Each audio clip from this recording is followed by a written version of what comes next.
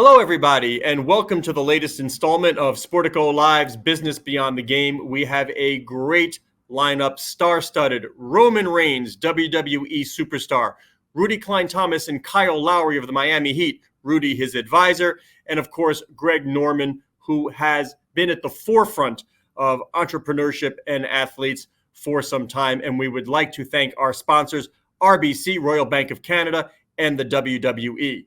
Kicking things off, we have Eben Novy-Williams and WWE star Roman Reigns. Take it away, Eben.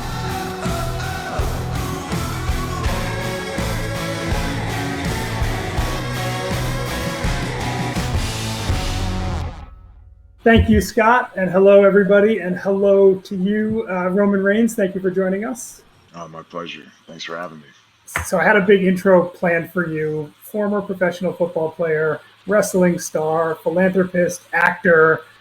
You do commercials. There's so much that you're doing. It was overwhelming for me. So I'll just ask you, what do you think of, what is Roman Reigns as an entertainment property? How do you describe yourself right now in your career? Well, I guess the best way to describe me is the universal champion. The top guy of WWE, the face of WWE, the tribal chief, the head of the table. And the monikers can continue to go on and on. But I like to think that WWE, as a global multimedia platform, it does so much to prepare us and kind of create like a Swiss Army knife of entertainment. We're challenged to tap into so many different facets of performing arts and live performance that you're really tested, and you have to really be able to kind of find your way, or you're gonna sink instead of swimming in this large deep end of the WWE. So it's something that we're continually tested with, especially in these times now, and hopefully as not only as a performer and as a man, but just as a human being in general, just always trying to progress and get better in life. And you have a pretty big match, obviously, coming up at the end of the week in SummerSlam out in Las Vegas. Give me a sense of how your preparation's going, what that's been like for you. For me, I just kind of try to stick to my guns, stick to my process. It's a huge event. This SummerSlam is a WrestleMania level event. It's a stadium show. We're going to be in Allegiant Stadium in Las Vegas. It's going to be a lot of people, and as it should be when you're wrestling somebody of the star power and the magnitude of a John Cena. With the career he's had and where he's put himself within the movie scene and everything, and the summer that he's having. It's a huge matchup. It's a huge spotlight with a huge platform to broadcast it. So I'm excited.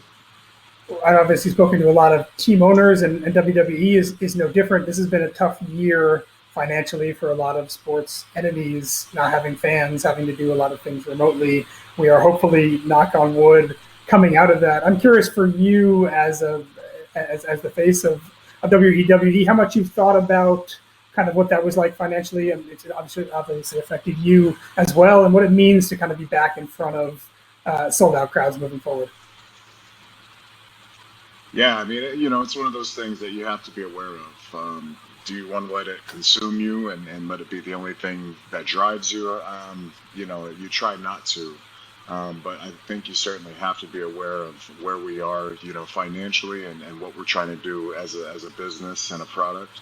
And like every business that's gone through this pandemic along with us, we've had to make adjustments. We've had to be resilient. We've had to change it up a little bit, and obviously stick to the protocol and put health and life first. But at the same time, we want to be able to contribute to this life, and we want to be able to do what we do, and that's entertain, and that's put smiles on faces, especially in a tough time like a pandemic, going through this COVID-19 process, and trying to find and navigate a new normal for all of us. Let's go back to the way beginning of your career. You come from a wrestling family with obviously a lot of history within wrestling, but wrestling was not the original sport that you were excelling in. You went to college football. You played at Georgia Tech. Spent some time in the NFL, then up in Canada in the CFL. I'm curious. You're talking about kind of the entertainment aspects of what you do right now. How different do you feel like the athletic pursuit is that you're doing right now is from kind of the football pursuit that you had a decade and a half ago? Well, I guess the main part is just it's a different perspective now. I think with what I do now and it just being heavily identified as entertainment and a performance, there's no,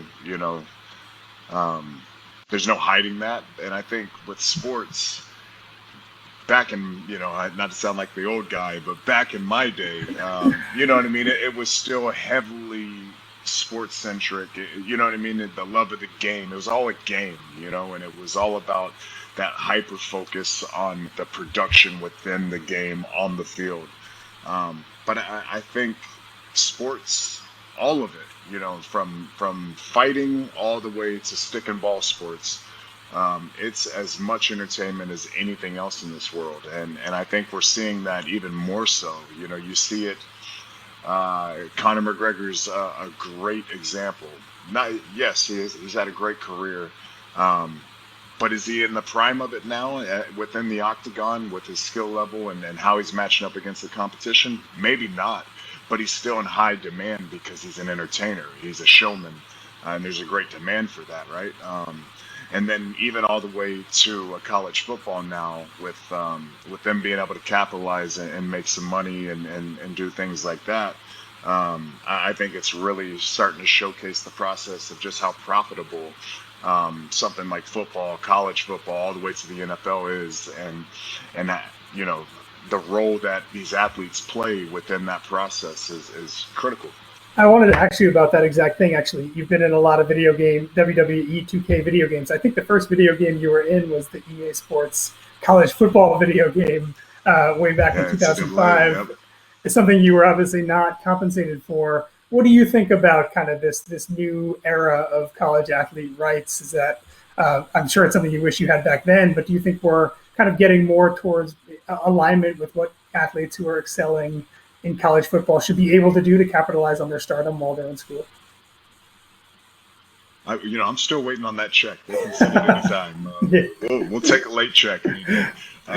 No, I think it's important, and for years now, for decades, the scholarships and the full ride has been the compensation, and I don't want to at all take anything away from a college education. And having all of that taken care of, because I can tell you now, as somebody who was on a full ride, it took so much weight off of my shoulders, off of my mom's shoulders, off of our family just in general, to not have to be concerned with these type of financial obligations. But even with that compared to like my wife, for instance, who was on a 75% scholarship all the way to a normal student who's paying the full load. That's tough, but at the same time, it is business, and when there's so much revenue being accumulated, I think it's important that you take care of these young athletes, because a lot of them do come from nothing. I have this great legacy, and I come from this wrestling family, but we weren't, I wouldn't consider us well off by any means. We were still in a place of struggle throughout my childhood, all the way through high school.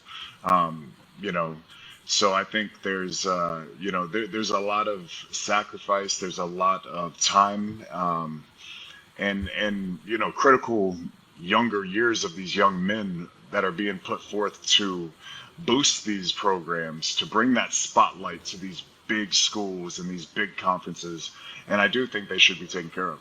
And oftentimes, as you know, even the people who are great in college don't always make it to lengthy NFL careers or lengthy pro careers. So, in some ways, it's a strike while you have the stardom, because it's not guaranteed to exist in the future there. Oh, absolutely. I mean, you hit it right on the head, and that's the we've always said it, football, within our film meetings and everything, and especially as a defense, it's a violent sport, and anything can happen at any time, and you never know which play could be your last play, and you can be on top of the world. You can be the number one, the number one draft pick, and then boom, the knee goes out, Achilles burst. It can be a freak accident. It can be the wear and tear of all the mileage put into training. You never know. So you do have to kind of capitalize when you have that opportunity, and we have to take care of these young athletes because they bring so much to the table for the sports that we love and the entertainment that that's provided. One thing that I've been kind of fascinated by, even though the NFL is the biggest, one of the biggest commercial sports properties in the world, I feel like its stars very often kind of struggle to get crossover appeal to a degree. There's Tom Brady and a few others, but even a lot of the really, really elite NFL players don't have movie deals. They're not doing a bunch of other stuff outside of football. I'm curious if you think about, the time you spent playing football versus, what you're doing now through WWE, if you feel like WWE has maybe opened doors to let you pursue a lot of other things in addition to just the athletic stuff that maybe wouldn't have been available if you had continued in the pro football route. Yeah, well, and I think football is the ultimate team sport because of this reason. Not everybody's going to be, the top guy like a quarterback, like a Tom Brady, a Peyton Manning, a Patrick Mahomes, for the younger guys. And, one thing I've always said about football it's debatable, I guess, and we can go down many different avenues of the whys and why nots. But one thing I've noticed is we wore a helmet. Those guys wear helmets. Their faces are covered, and that's a huge thing with the marketability and being able to be recognizable. Is you don't get to see these guys' faces constantly, and that's something WWE. I mean, if you ever go to one of our shows, you'll see right away we're not lacking in cameras, and we have an awesome production team, a lot of experience on how to make everything bigger, bigger than life, so to make everything have that superstar, that superhero feel. And that's a huge part of it, is getting your face on the tube, getting your face out there. And I think that's something that's missed. And watch, there can be a handful of NFL guys that see this and they're going to be ripping their helmet off anytime they can. Monday Night Football, I'm getting my helmet off so the world can see my face. But I do think that's a big portion of it, is putting these guys and exposing these guys. And then also, that's one thing. I went from being a defensive lineman in football to being a quarterback in the WWE. So I do think there is that hierarchy of, who's going to get the deals, who's going to get the demand, who the people want to see, and obviously the quarterback is that guy. Going back to the mask comment, we've had wrestlers that exist in masks their entire lives. Is that something you thought about when you thought about what your kind of in-ring persona, what you think about what you might wear, is just the ability to get the Roman Reigns brand out there and make it clear and obvious who you are? If I ever thought about wearing a mask, or just in general, was it intentional? Yeah, that I'm not going to wear a mask because I know that it's important for me to have a brand that is recognizable to do all the other things that I want to do.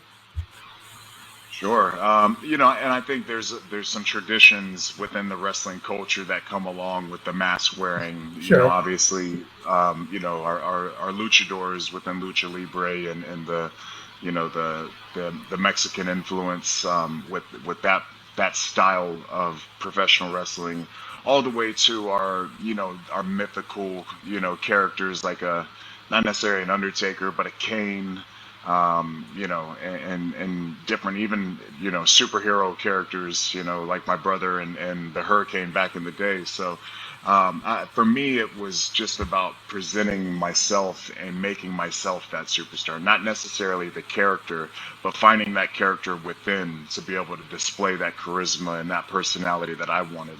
And as far as like my outfit and stuff like that, it was a bit of a, kind of on the job process, fleshing it out in real time. I was put in and arguably the best faction of all time, the Shield, when we first came in, and we're wearing the SWAT outfit, get up, and then from there when we broke up, we just altered it slightly here and there with different vests and stuff, and then as I've gone on to this new iteration of the character that I'm within now, we just made the simple adjustment of taking the vest off. But for me, the big thing is the aesthetics of the body, and the look, and that goes along with your health and your fitness routine, your nutrition, and everything that comes with when you go down that lane. That's interesting. So you think of your body as part of the costume to a degree. I mean, it makes total sense to me. Absolutely, yeah. I mean, when it comes down to it, we're billed as superstars, WWE superstars, and with our audience, being a younger demographic, at times, it's very influenceable, and these children can believe that you're a superhero. So it's very important that you reflect that. It's very important that you put that work in to be able to keep that continuity of what you're being billed as, and that's something that every single day we got to work on. It's definitely a fitness journey. I've heard you say that you want to do the top dog thing a little differently than a lot of the wrestlers that came before you. I'm curious if you can kind of expand on what that means, kind of being the face of WWE in a different way than a lot of kind of the legends that were before you. Well, yeah, it taps right into that superhero feel. That bigger than that is this really real type character. These gigantic superstars, very flamboyant, just eye-popping guys who are just seem to be bulletproof. These Superman esque characters, and for me, being the day and age we're in, the very reality-based, social media-based generations that we're tapping into, I thought it would be cool to be able to showcase the burden of being the face of a billion-dollar company, the stresses, the emotions, the pressures that come along with this type of responsibility. And I feel like people can connect to that. It's very hard, and you hear it all the time when someone says my favorite superhero is Superman, and they're like, I like Batman because he's a real guy. He's a billionaire and he can buy all these things to make himself.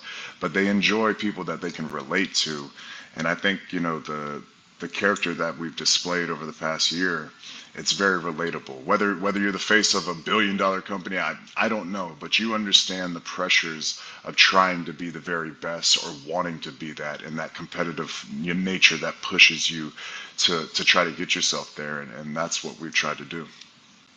I would imagine one of the things, part of that relatability, the public battle you had with leukemia, you took some time away from WWE, came back to it. I'm curious how that changed your perspective after that and going through all that. Did you come back and look at your role, look at your character any differently than you did before?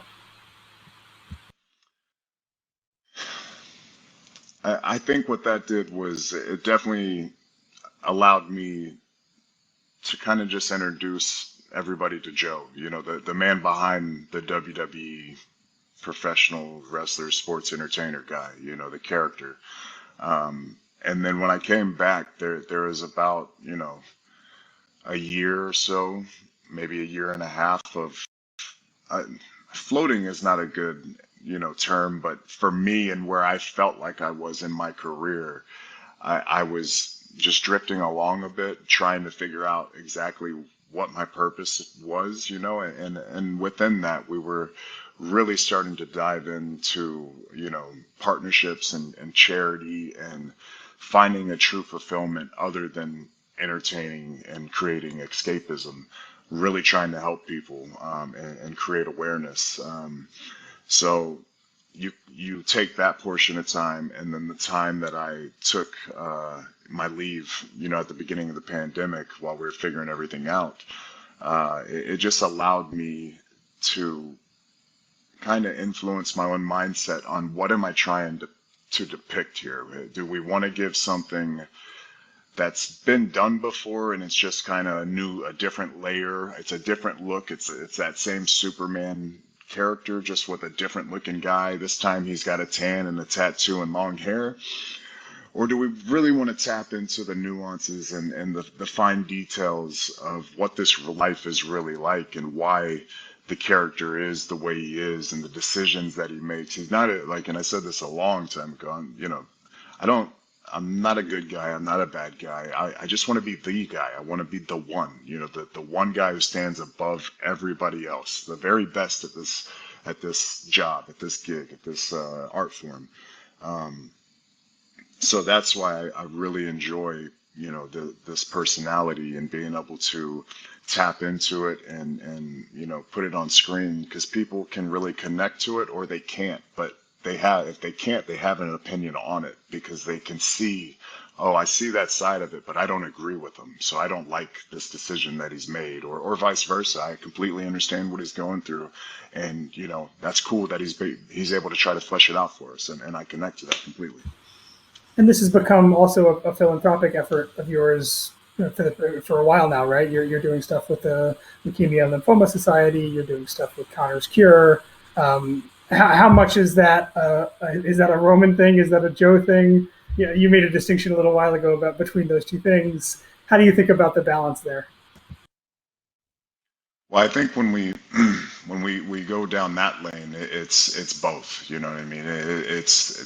That's above all of this character work and what we do on screen, and that's the magic and the most impactful part of being a WWE superstar, is the influence and the connection that you build with our fan base, and that's what it's all about, is to be able to have the power to affect somebody, and hopefully a positive way.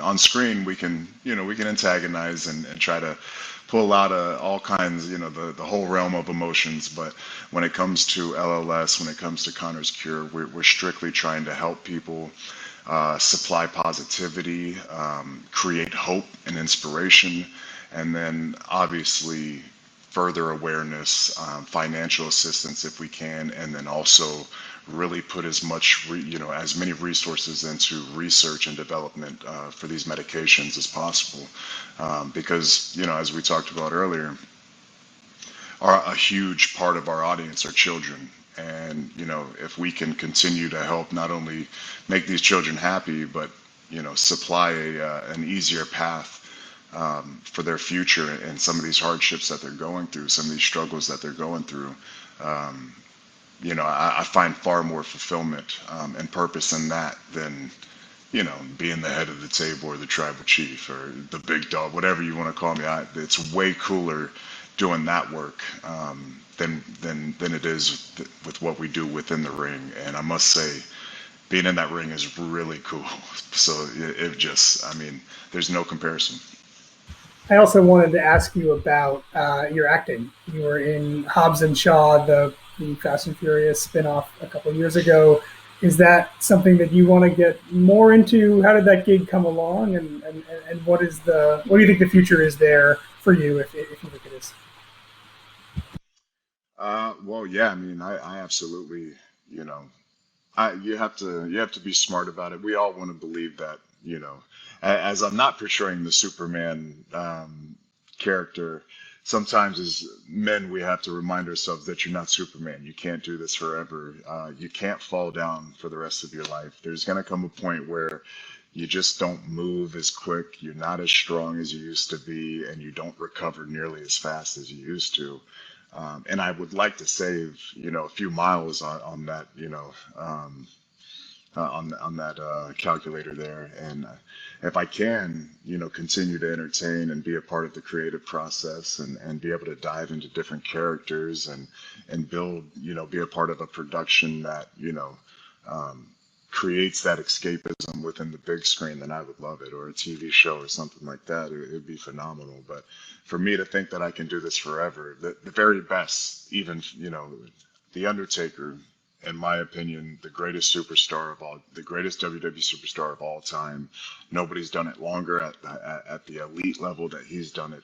So much respect for him, but even time caught up to him. So we all have to be smart, and we have to remember that, you know, these performances aren't everything in life. They're a big part of our lives, and there's, you know, they're vehicles that drive us and create motivation and you know, satisfaction, you know, to a certain degree. But there's more to life, and being a father of five, being a husband, you know, there's a lot of things that I want to do that aren't going to involve a wrestling ring. So if I can find a way to continue to tap into these skills that I've learned here in WWE and utilize them and continue to push my career even higher, or even just stay the same where I'm at and just still being involved in really good projects, I'm totally down for that. Are there former superstars you look at that, oh, he or she did that really well? They took these skills, they went to a different realm, they're really succeeding. I can maybe think of one who's a relative of yours who's quite famous right now. But are there, who do you look at as that person did this the right way, and that might be a model that I want to follow?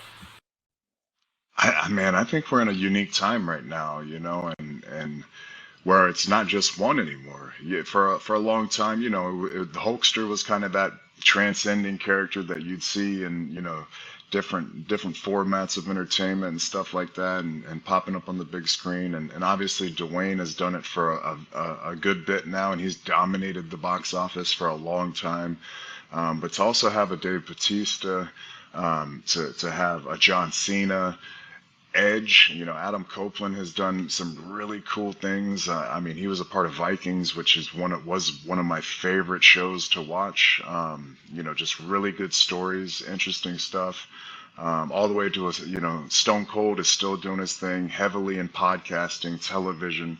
So I think right now we've been able to showcase so many talents that are so much more than, you know, professional wrestlers and sports entertainers. There's so many different. The skill set is a lot wider, you know, and deeper in that regard. To where these guys, you know, it doesn't phase them. They can move on to the next thing. They can showcase, you know, the same talents but in a different light. So I think we're in a very special time, and we're represented very well. We only have about a minute left, but I want to make sure I ask you, because I know there's been talk about it. You and Dwayne meeting up in the ring at some point, is that a potential reality? Do you want that to happen? Are you pushing for that to happen? Where does that stand right now? For me, when it comes, I mean, in ring, I want the very best matchups. I want the biggest moments. Clearly, he's the biggest, you know, he's the biggest movie star in the world. And with that comes a lot of responsibility, insurances, studio demand. I mean, I'm sure he can give you a better rundown. But you know, for me, I'm in this ring I'm doing this every single week. I'm hitting on all cylinders right now. I think if he's still willing to do it, maybe you should check out SummerSlam. See what I do to John Cena and see if it's really worth leaving a movie set, because these guys have a good gig, you know, and to come in and compete with me right now, some people would say I'm the problem, but it's their problem that they got to deal with. So I would love to have that matchup. I think our fans would love it, but it's really about if The Rock wants it, which we'll see. In 10 years, the future WWE superstar is going to be saying that about you. If Roman wants to come down off the movie set and step back into the ring, he can do that on his own accord. Roman, this was great. I really appreciate you spending the time with us. I feel like we could have done this for a lot longer, but I got to kick it over to my colleague, Jacob Feldman. He is sitting down with NBA superstar Kyle Lowry and Rudy Cline-Thomas, who is the founder and managing partner of Mastry, Inc. Jacob, take it away.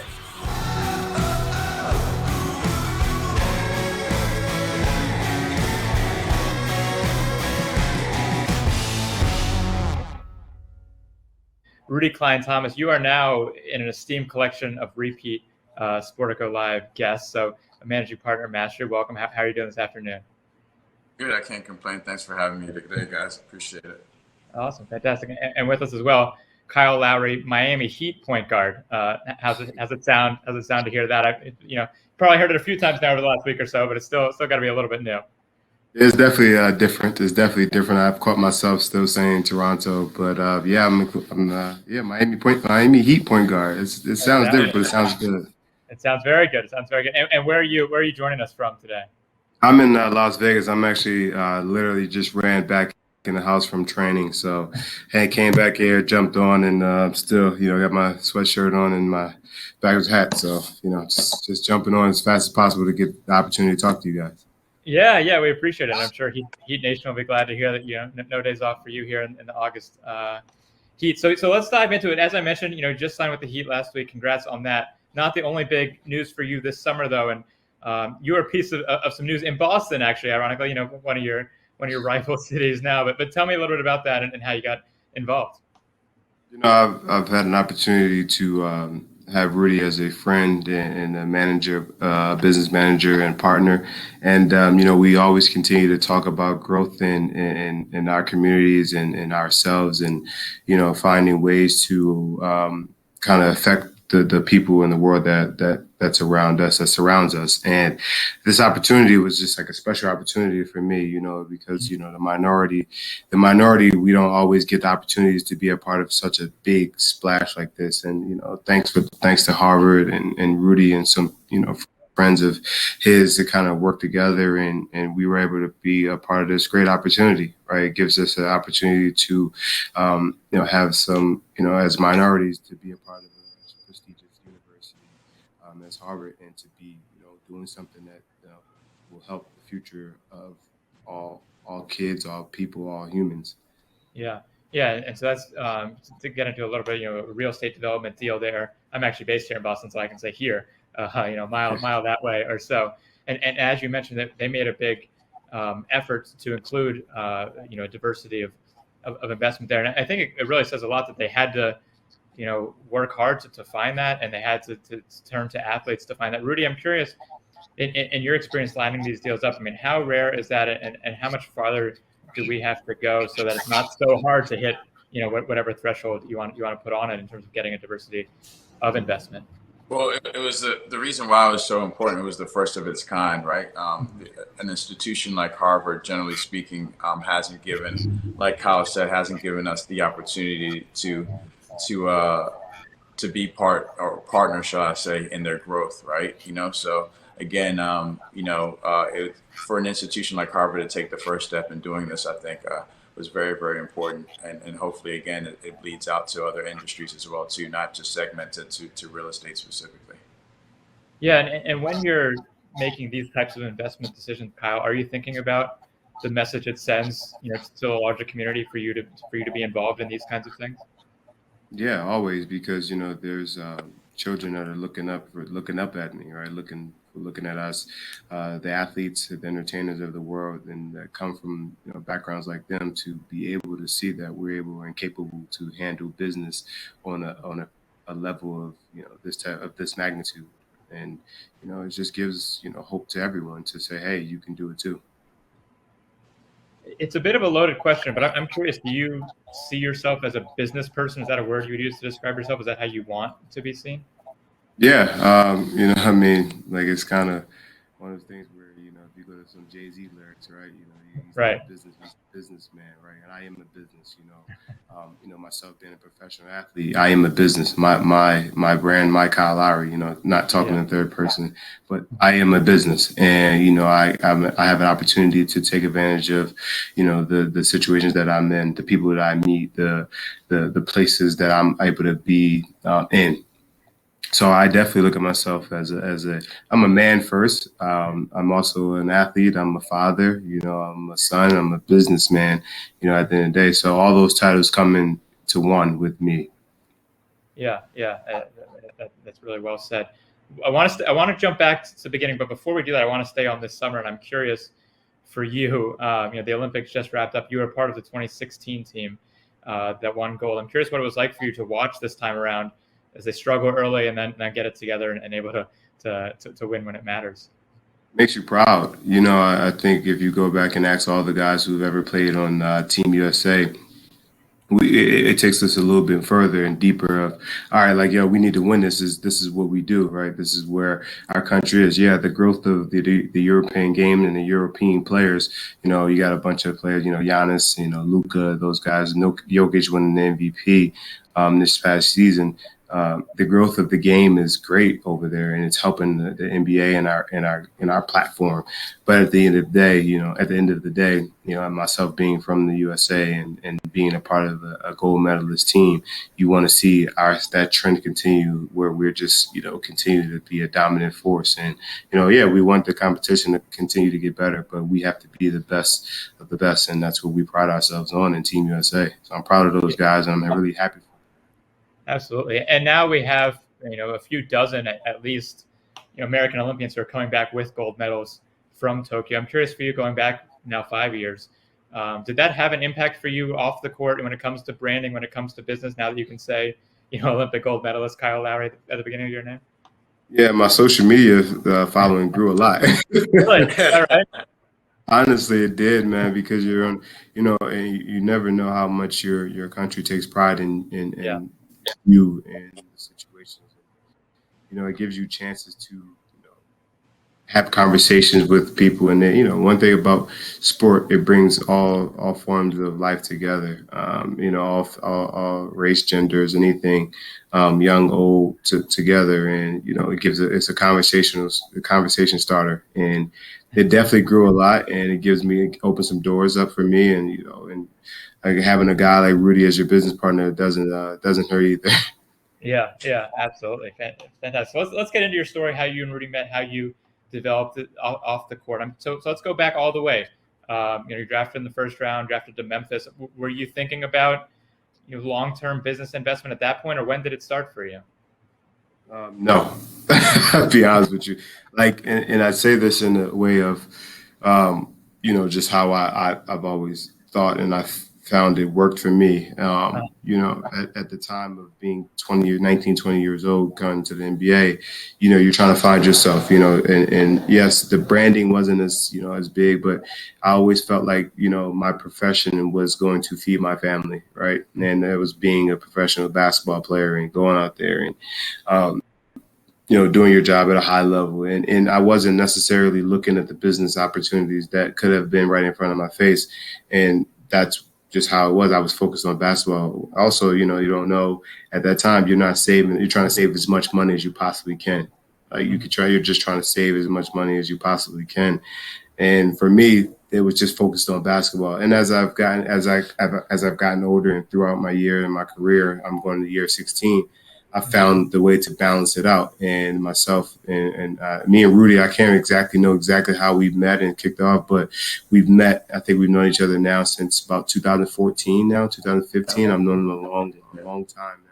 And we've, our first initial conversation was just like, hey, man, it was just like friend conversation. And I didn't know what he did exactly at the time. And, as we continued to build and grow and become actually friends and business partners came later, it just kind of developed into something, and he's seen something in me that he's like, listen, I feel your mind is this. And I said to him, man, you're a straight shooter. You're a guy that I feel like, I would love to, continue to grow with. And, if you guys know anything about Rudy, he's just continued to build his brand, and he's not only building himself a brand, he's building his athletes, his friends that are athletes, a brand. He's building his brand. He's building a brand of African Americans. He's building a brand of just putting people on notice that, he's one of the best in the world at what he does. Mm-hmm. Rudy, what do you remember about your first conversations with Kyle and kind of where he was in his journey at that point? Well, I've always been just a fan of just how he conducts himself first and foremost. Like he said, he's very much a father, a son. He understands who he is, and I think that's how he represents himself on the court. Somebody asked me a couple of weeks ago, like, who are the true leaders in the NBA, and he's the first person that always comes to mind. Not just, again, how he plays the game, but just who he is off the court. And obviously you see how many people gravitate to him because of that. But initially, obviously he said, like, we met, we became friends first. And what I was really attracted to him by was his curiosity. We never talk basketball. We talk life. We talk about business, obviously. But he's very, very curious, and he's astute to learn. And I always say to him and everyone else, like, I don't know it all as well, too. So he teaches me a lot as well, too. So it goes back and forth. So the essence of our communication and our relationship is that we learn from one another, and that's like most important. And we're obviously growing together as well too. But again, you guys know who he is. I always just say that, he's going to be a successful businessman because he understands not only who he is, but the platform that he's building for himself. And I'm just trying to help him push that out to the business world as well. Yeah, that's fantastic. And so I want to get into some of the specifics, and this can be for either of you, but maybe for Kyle, since Rudy just talked, or for either, whoever wants it. But what have been the most proudest accomplishments you've had from a business perspective off the court? Other specific deals that you feel like were kind of turning points for you as you began to establish, confidence and a collection of deals from a business perspective? Yeah, I'm not going to tell you everything I've been a part of. Some things are just to be kept quietly. Yeah. You don't want the world knowing everything. But I'm honestly, I would say I'm just proud of, the traction that has been gained on the front of, not being as athletes, not being just labeled as athletes. Mm-hmm. And I think that's the most proud thing that I can say that I'm taking from, my business side of me and the growth and the relationships that I've built, because, we're not just athletes. And, the amount of money that we're making nowadays, we're trending towards having opportunities to become owners of a lot of different things and a lot of different avenues of income streams, right? And our biggest thing, what I'm proud of, is that we're teaching. I think we're teaching and putting out there that generational wealth is huge, and that's where we should be striving for. Yeah. Have there been specific categories that you've enjoyed either talking with Rudy about or learning about or getting involved in? We mentioned the real estate development. I know you've been involved in some other categories as well. Yeah, I think it's like the small things that you just have little interest in, but you kind of, the things that really interest me are like all the things that possibly go public, right? And those things are just the things that they're things that I believe in. Is like what helps the world. What helps human beings, right? It may be the smallest things of as an investment or investment apps or real estate deals or clothing lines or, things that can help the human being, right? Those are the things that I'm really interested in, like things that could continue to help the world grow. How much conversation is there around these kinds of topics in the locker rooms with teammates, with competitors? Is it something you exchange notes on, or is it something that people kind of do, each their own way? I mean, you have a lot of guys that are younger right now, and I think the generation that's coming in now, they're a lot more advanced because they have the social media presence, right? So they're using their platforms to brand themselves. But when you get to the older guys and myself, and we just try, I think it's always conversations that come up, but we're trying to teach the younger guys, right? We want to teach the younger guys who, they may want to learn or they may not know something, but you say, hey, look, I got this thing now I'm going to do. I want you to be a part of it. Bring your financial advisor, bring your whoever you want to bring a part of it. And then we see how it works, see if it fits into your plan or their plan also. Yeah, Rudy, how have you seen with those first conversations that you have? How have those evolved now with people that, like Kyle said, it's like I can say it, a generation younger than him? Yeah, I mean, he said it best. It was very important to me, and I said it to him very early, that not only we grow together, but I help expose him to more because my kids are gonna look up to the Kyle Lowrys of the world, right? So the more that I can help educate him and we can build together, the more that we're going to help the folks that come behind us. And it's more so, bigger than basketball.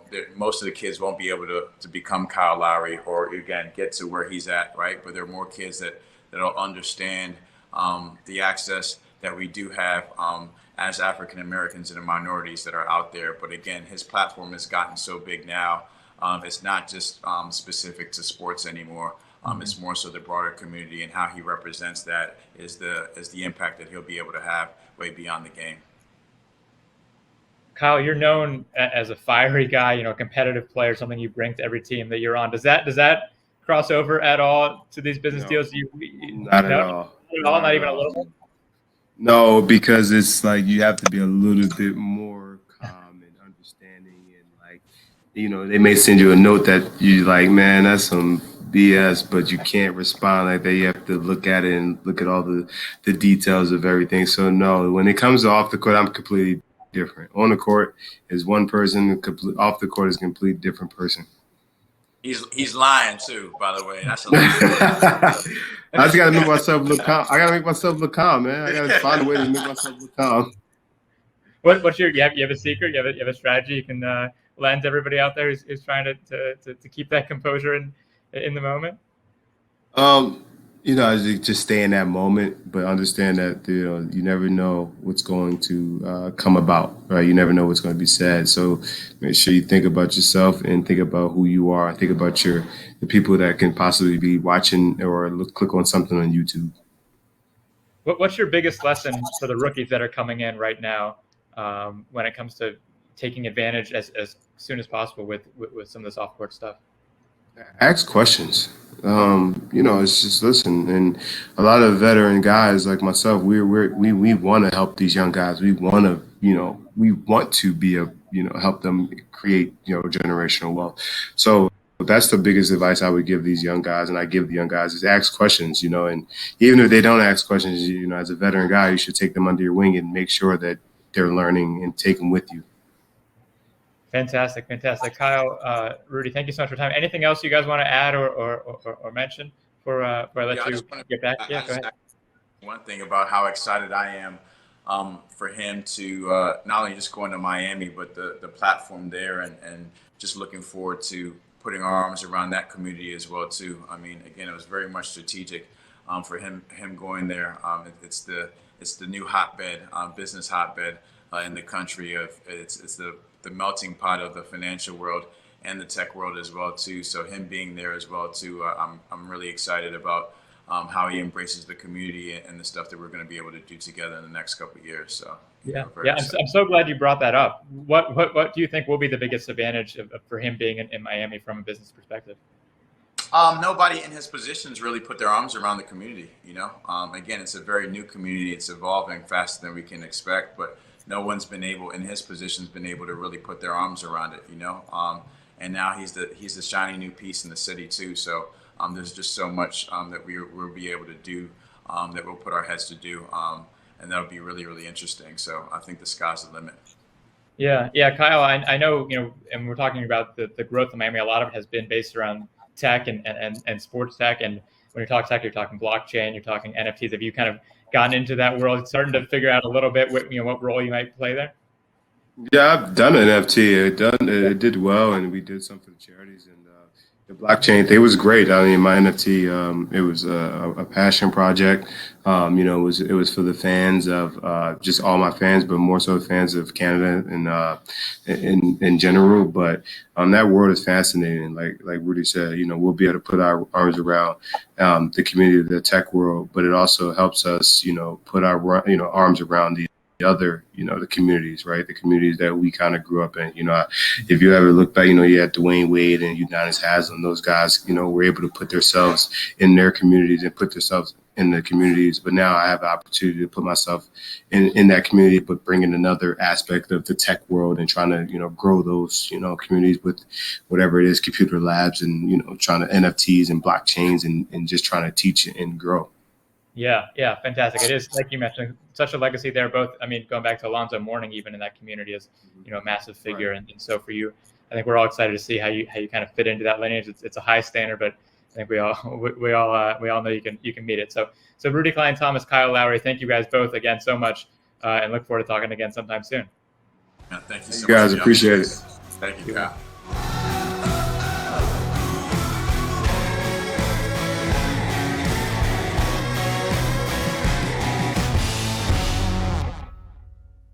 All right. Thank you very much, Jacob. Now, my guest needs no introduction. Greg Norman has been on the sports scene for a number of years, and he has also been at the forefront of sports and off-course business. We are thrilled to be joined by golfer Greg Norman. Greg, thanks so much for taking some time. You're welcome. Normally it's incumbent upon me to figure out how I want to start these. What's the good entree points? I'm flipping the whole thing. I'm putting the onus on you. And it's early, so it might take a little bit of thought. It's okay. We can have a pause. Where do you think is the right place to start a sports business conversation with you? If you look back at the arc of your career, was there a line of demarcation where you were like, aha, there's a better way here? You know, the light went on that I can do much more.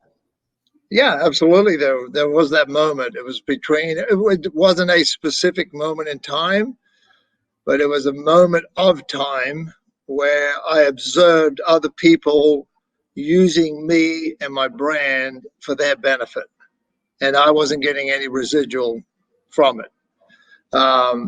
That's a very open, broad statement, which as a journalist, you probably love that because it opens up 1,000 different questions for you. But yeah, so, I would yes, say who? Give me some examples. Well, I'll give a prime example. Management companies treat you as a pass-through entity. Management companies are never going to build equity in your brand. Management companies use you when you're number one player in the world to leverage, okay, let's sign up Greg Norman to do an appearance fee in a golf tournament in country X around the world. Once they get Greg Norman or the number one player in the world, they go in there on the back of him, get in player number 4, number 6, number 8, leverage that, and then they take that. Now they got 4 or 5 players. Now they go to sponsorship, they go to television, they got this and that, and who makes all the money out of that? They do. We get paid appearance money, great, no question about it. We get the prize money that we do, whether we win, lose, or finish second or third, great. But the residual is what I was talking about, the ongoing residual, putting bums on the seats, right? The spectators who want to come through that gate Thursday through to Sunday. We don't have any of that profit participation on any of that. So I sat back for a long period of time seeing this take place. And it wasn't just one time, it was multiple times. And so I came to the realization, an athlete who wanted to transition from the golfing world of being number one in the world into the world of business, his greatest asset was a great law team. And not a management team, a legal team.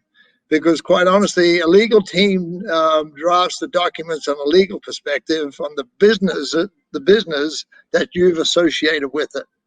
Admittedly, their agents are important, but the most important arrow in the quiver is a great legal team. And you only do, let's give you an example. You have a endorsement deal for 3 to 5 years that most players do, 3 years with a 2-year option, right? So you negotiate a one-time deal because you negotiate that going into year 1, and then that contract carries through to the termination or the option that you have. You don't need an agent every time, every year, but you got to pay them a fee on every year to do nothing.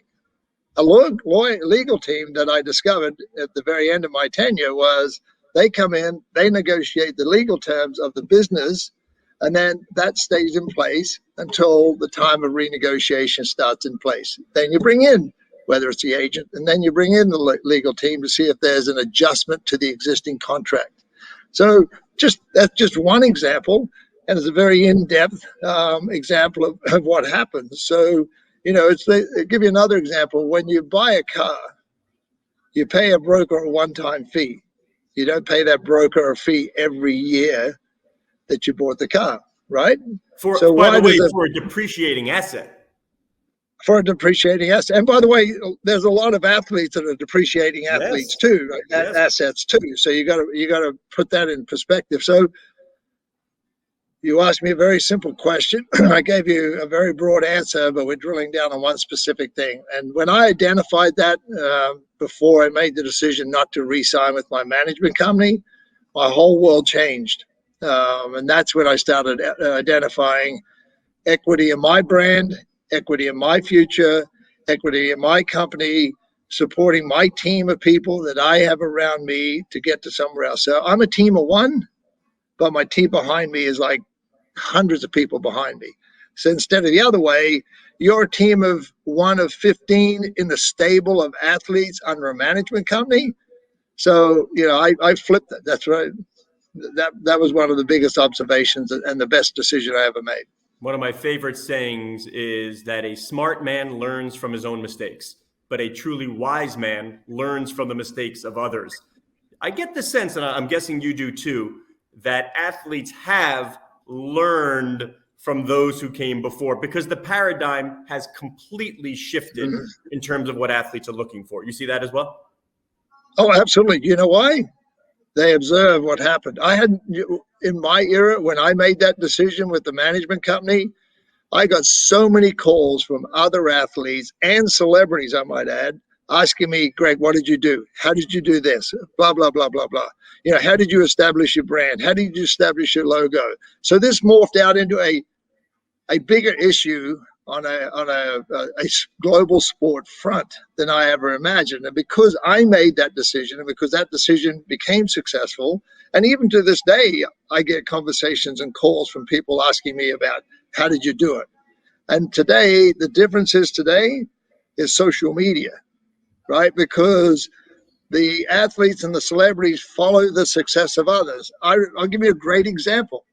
Not even in the world of sport, is Jessica Alba. I remember playing golf with Jessica Alba, not an exhibition match, in a celebrity tournament in Hainan, China, 10 years ago, 12 years ago. Sitting down, talking about her aspirations of wanting to do what she has done today with the company called Honest. The Honest Company, right? Yeah.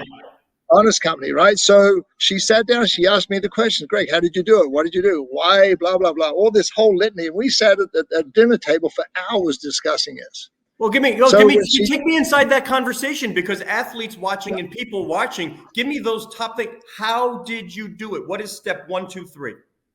Well, I'm not going to get into how. Well, for me personally, yeah. Oh no, easy. For me, easy. It was like when I made the decision not to get involved. I should word it differently. When I made the decision not to re-sign with the management company in 92, 93, I decided to go out there and finance the start of my own company and support the growth of my brand through Greg Norman Collection and through Paul Fireman and the other companies that I'd been involved with, right? That was still there. And by the way, that's another subject that I'd like to get into, because it is it's unlocking value that you didn't know that was existing. It was always put to you like, oh, these companies are going to leave you if you leave this management company because you don't have the skill set to do this and this. Well, it was 100% the other way. I made more money when I left the management company because a lot of corporations came to me and said, well, we never like dealing with them. We'd prefer to deal directly with you. So from my perspective, it was a really easy, but it's a tough decision because you got to finance everything yourself. You got to go to a human resource platform to find out who's going to be your president, who's going to be your CFO, who's going to be your COO, who's going to be your middle management team, who's going to look after your comms, who's going to look after your IT, who's going to do all that. So I had to do a baptism of fire. But, I was lucky. I found some good people early on. But, the human resources rotate, right? They revolve, and you just got to make sure that the person you bring in, he or she, has the ability to see your long-term vision about how you want to build out your corporation, your brand, and build equity into the future, which is beneficial to everybody. How many athletes today, and I don't want to get in trouble slamming too many athletes here, but I hear time and time again, I'm building a brand, I'm building my brand. I hear that too, yeah. All the time, right? One, they don't even understand what that means, or many don't. How many athletes today, and I'll make it easy, I know LeBron has a brand that stands for something. How many athletes have a brand? And I make it akin to when athletes have style, they want to be fashion icons. I think many athletes have stylists, not necessarily style. And I think it's the same on the brand side as well. How many athletes would you say, and who are they, that have a brand that stands for something, and then you can actually go out and monetize? Well, I'm going to answer that question in a bifurcated way, because let's just automatically pick Michael Jordan, right? Michael Jordan's brand is global, right? The Jumpman is phenomenal, and rightfully so it should be. But Jumpman came through Nike. Right, so there's a connection between Nike and Jumpman and Michael that's never going to go away. To have an athlete go out and create his own brand that's independent and autonomous to all corporations around the world or whatever OEM is involved with, now that's very rare, right? Where you establish that your own singular entity that the global consumer market recognizes and absorbs. So two different things. I think Michael's done a phenomenal job because he develops a tremendous royalty stream coming out of Nike. Nike gave him the distribution opportunities on a global basis, which accelerated his growth. No different than when I was with Reebok, right? I applaud Michael for it because he stayed with Nike and Nike stayed with him. When I was with Reebok, and Reebok started the Greg Norman collection through the idea of Paul Fineman, that's how the Shark logo evolved. How we exploded in our growth in the first year to over a $300 million business like that overnight was through Reebok's distribution, marketing, and PR. So Reebok then, for me, Reebok sold off, and so my licensing agreement moved on to somebody else. But that's an example of two different things. If I was with Nike and the Shark logo was the Jumpman, I'd be receiving royalty streams. I don't know what Michael's making, but because I'm inextricably linked to a Fortune 50 company, you're always going to float like this with them. So, there's just two prime examples. But there certainly is merit to piggybacking the infrastructure of a Fortune 50 company. Because like you said, the other part, it's not so easy to do it all on your own. No, amen, 100%. God bless you if you can do it. I mean, fortunately for me, I've been lucky enough to stay with partnerships, to find partnerships like Fortune 50 companies, like Verizon, for example, right? I'm in discussions with major Fortune 50 companies on opportunities today. So it's all now they can only get to that level because of the credibility and the authenticity of your brand and the reach that it has and the adjustability and the flexibility of what that brand can do. Go from golf to somewhere else, somewhere else. So, and that's where I think, and patting myself on the back, that's where I've been very, very good at managing the direction and the partnerships that my brand gets involved with. Is there a key to being able to expand the brand beyond the endemic golf? Obviously, it would make sense that golf companies would want to be associated with Greg Norman, Tiger Woods, Phil Mickelson. How do you spread those wings and go far beyond the endemics? Well, look, you identify the space you want to be in, right? Like health and wellness. I mean, I love the health and wellness space. So I know because of the way I approach life, I'm authentic. I'm a healthy guy.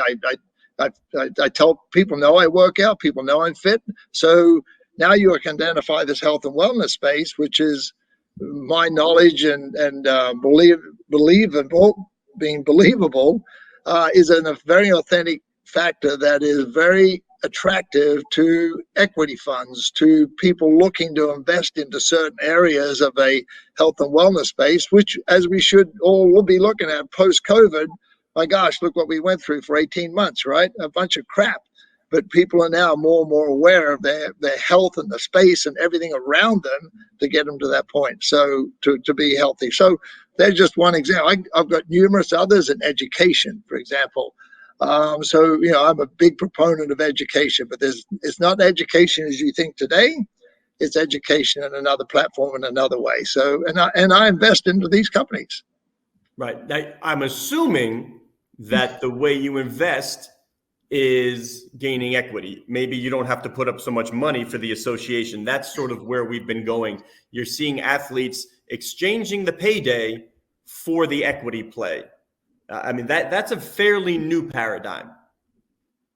Yeah, no, of course. It's called sweat equity, right? A lot of players use their brand or their positioning or their database or their social media account to get a little bit of sweat equity in whatever they're going to get involved with. There are other people that do invest, other athletes that do invest. They've got a great team around them of advisors, and they have a wealth of knowledge. I'm more of a guy who stays pretty focused in the domains that I really like instead of, spreading my wings out and just throwing pixie dust in the air and say, oh, well, all this is going to work or none of it's going to work. I stay very, very focused on a few spaces that I know everybody's going after. If you were 18 now and starting out, but armed with the knowledge that you've got, how would you begin sort of the off-course building of the Greg Norman brand? Like you said, you have social media, you have partner. How would it be different? How would you attack it now? Well, that's very, very difficult to say. First of all, you got to be successful on a global front. And you got to be able to develop a brand that's recognizable on a global front. But your success starts within a domestic market. To me, my success was a global success because no matter where I played in the world, I won. So my platform was spreading out wider and wider and wider. My exposure was getting greater and greater and greater. But let's just say specifically to the U.S., you focus on the U.S. You got to be successful, not just one win. You got to have multiple wins. You got to be consistent. You got to be deliverable. You got to, like I use the word authentic all the time. You got to be authentic on your messaging, your platform of what your beliefs are.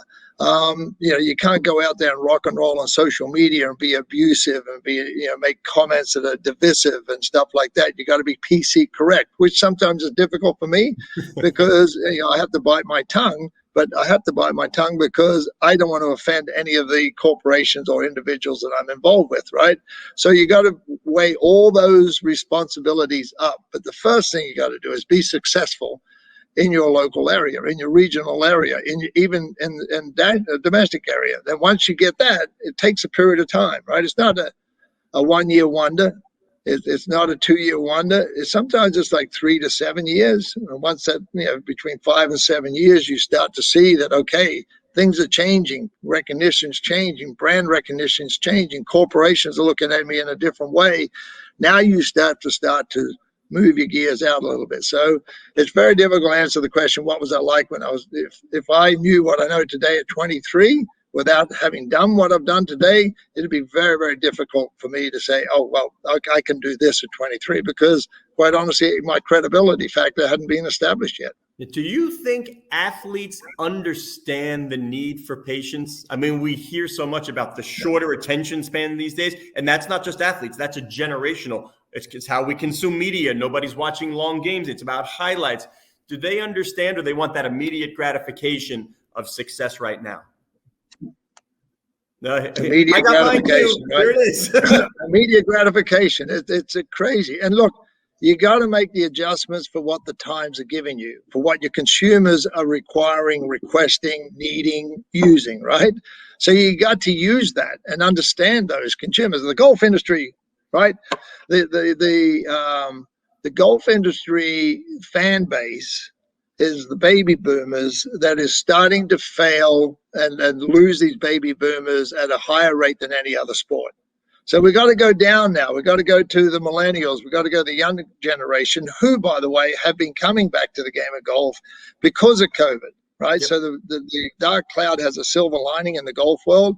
We have all these new golfers coming in. They don't play golf. They swing a golf club. Right? Why do they swing a golf club? They swing a golf club because they go to Top Golf. They go to these facilities with their friends, having fun, listening to music, having a few cocktails on a Friday night with 4 to 6 of them in a booth. How do we get those 13.8 million new swingers of a golf club to come over to the green grass?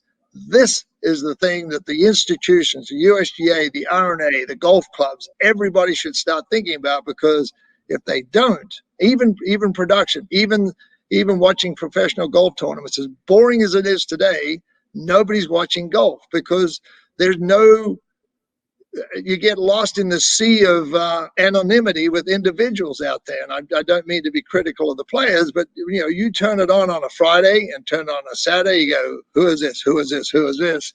And you get bored. You turn it off because the next generation of people want to go in there and say, oh, okay, there's Scott. He's on the 15th hole. He just made a bogey or just made a birdie. Great. He's doing fine. Put it down. Let me go on to do something else. So that's the way it is today. And we've got to just think about it. If we could pull 10% of that 13.8 million swingers of the golf club who haven't been on the green grass today, we can pull 10% of those in. That's 1.8 million new golfers to the industry just like that. How do we do it? Tell me, what would the Greg Norman broadcast look like? What would a live experience be at a Greg Norman tour tournament? And I want people making noise. I want sports betting on every hole with algorithms spinning on every shot, keep people engaged. You tell me, what would it look like if you were presenting a golf in a way that would lure those people? An open, connected platform that covers all of what you said, but a lot more. You got to engage with the fans. You got to entertain the fans. The fans feel like they got to have ownership in what they're doing and what they're watching. If I'm on the 15th hole, and I am watching John Smith, and then there's Brian Smith on the let's say the fourth hole. I want to be able to say, okay, I'm watching my guy, but what is this other guy doing? I want to be able to look at my phone, check it, see you can do multiple screens and all that stuff. So all of a sudden, a fan is not following one person. They're following everybody on the golf course of their choice. Connect them to that. Give them that ability to do that.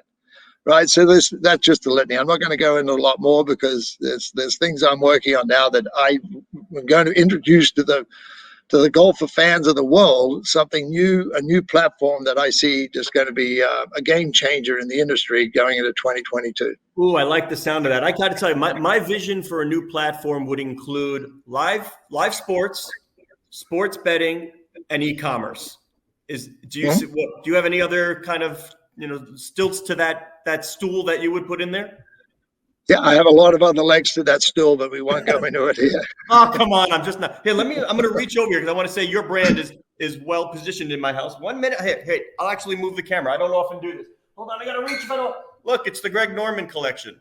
Wrong way. Nice. Very good. Yeah. This is the Cabernet Sauvignon. Is that a good one? Probably not your favorite, but a good one?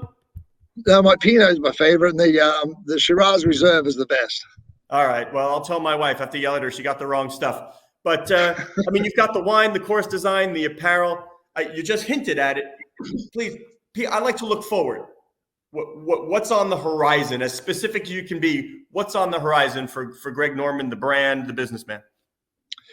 Look, I just tell you from my company's perspective, I think we've positioned ourselves extremely well coming out of COVID. Like I said, there's an investment platform, my family office, we do. From a comms standpoint, from a PR comms, we call it ProCom. I think from that standpoint, there's a tremendous amount of opportunities that we see on a global front. Golf diplomacy has always been in the forefront of my mind, where I'm just absolutely, I've been that way since I first went to mainland China to do the first exhibition match on mainland China back, I think, in '93, something like that. The next Henry Kissinger.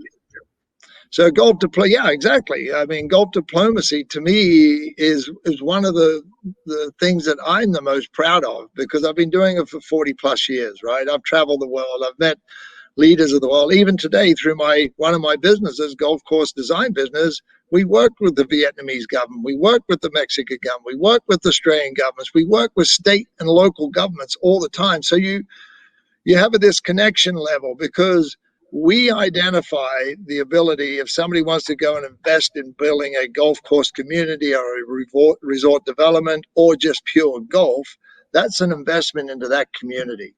So we actually have the ability to look into there, making a statement into that community, looking at employment issues, looking at environmental issues, looking at exposure, for example, for the region you want from a hospitality standpoint. It's just a plethora of stuff that comes out of it. So I'm proud of that, and I continue to do that on a 15, 16 projects a year we are actually building at the moment. And we've built and opened 110 golf courses around the world. So, those opportunities have always been there for me, but I've enjoyed understanding the backbone of it all and understanding all the ribs that come off that backbone that supports everybody. And, whether it's FDI, foreign direct investment, or whether it's infrastructure investment, or where you're going, what are your long-term visions? Is it 25 years down the line? What's your build-out timeline? Is it 7? Is it 15? Is it 20? So, look, these are all the things that I consider on every single project that we do. What is your management style overseeing that kind of an organization? I worked so many years with David Stern, and as you know, two of his founding principles of management were micromanagement is underrated and fear. he likes to motivate by fear. You're the top guy in the organization. What's your management style? I don't believe in managing by fear. I mean, I believe by managing, leading by example, right? And you've got to be able to have your staff, your middle management, the people who support you every hour of the day. You know, I can pick up my phone at 2 o'clock in the morning and have a question to somebody, and they'll answer the question, right? I don't do that, but you know, that's the loyalty. So I lead by example, and I always make sure that my team has the ability to say what they want to say. And I'm not the one saying, oh, I don't take offense if somebody says, Greg, that's not a great idea. We should be doing it this way. I go, okay, tell me why we should be doing it this way. You know, whether it's in the pro-com world or whether it's in the financial officers world from an investment standpoint, I need to know the pros and the cons of everything so I can make the right decisions. So quite honestly, leadership, you lead by example, by spending the time you need to spend, getting there at the same time as everybody else, working on the weekends, you know, like I do every weekend. I don't have a weekend off unless I just disappear somewhere. So I'm working all the weekend getting ready for the next week, right? So, you know, and then you're giving your management and your executives the ability to run with their decisions, to run it down to the ground, to bring it to you for you to finally check off on it. And that empowers them with a sense of security that they, you know, I trust them with their decisions. And look, quite honestly, I've had staff that haven't done that, and that's why the staff are not there any longer, because you cannot have an individual that runs off in their own decision. I'll give you one example, a prime example, because I don't want to mention names or divisions or anything like that. Golf course design. I'm building this golf course, and I'm going out for a site visit, and we're just doing all the green shaping and everything like that, which is the final shaping before you start finishing off the golf course. And I get to this one hole, and I look at the hole, and it's just absolutely horrible, the green setup, the green complex. And I looked to my two guys, and I said, this is not what I want that we last talked about here. And the guy said, well, this is what I think should be down there. I said, is your name on this golf course design company? He said, no. I said, so why would you do this? This is totally different than all the other 17 greens. He said, well, I just thought it looked good. I said, it doesn't work. Done. He was gone, right? That was my question. Was he an ex-Greg Norman employee? Yeah, not immediately, but in a very short time after that, after I spoke to, excuse me, our vice presidents of that division, I explained to him, hey, you know, we got to have a tight ship here. Great, somebody has a different vision. If he talked to me about it before pushing dirt and spending other people's money to build that site, you know, different story. I might have said, okay, you know, maybe if we make a little adjustment here, I like your line of thinking. Okay, now let's just go take a look at it, see if it fits in the field before you go spending people's money, like I said, to build something that is completely out of character for the rest of the golf course. Yeah, I mean, I could go forever, Greg. I love this type of conversation, but I'll let you out on this. I'm curious if you're salivating. You mentioned sort of the family office.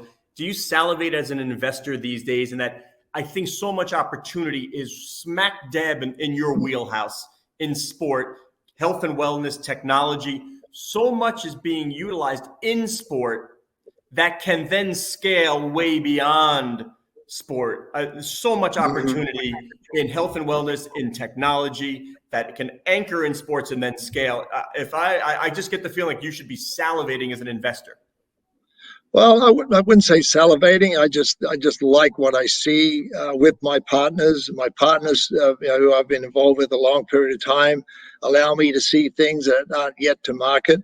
And I just in the last 2 days, I saw stuff about production. I saw stuff about IoT. I saw stuff about smart cities, smart golf courses, smart this, smart that. All this stuff it's there, right? It's there that will be implemented somewhere down the line. And, you know, just from a production standpoint of sporting events, it's just incredible the stuff that's ready to come to the world. And the benefactors are going to be the consumers who love sport and love that technology side of things that makes their world and their life a lot easier to do. Well, Greg, our little franchise here that we're starting is called Business Beyond the Game. I think it's pretty clear that you have set a template for business beyond the game while still anchored in sport. Something I think athletes will follow in the future. Thank you very much. Appreciate it. Yep. Thank you, Greg. Always a pleasure to have these discussions with Greg Norman. And of course, we'd like to thank our other guests, Roman Reigns, WWE superstar, as well as Rudy Cline-Thomas and Kyle Lowry of the Miami Heat. Always want to thank our sponsors, RBC, the Royal Bank of Canada, and the WWE. Thank you so much. And please remember to stick around for our next Sportico Live, which will feature our NFL valuations. We did them last year.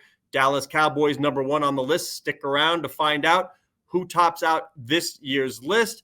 And do not forget that we have begun our Sportico subscription service.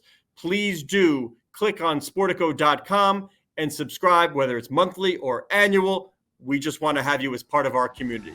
Thanks again for joining us. We really do appreciate it.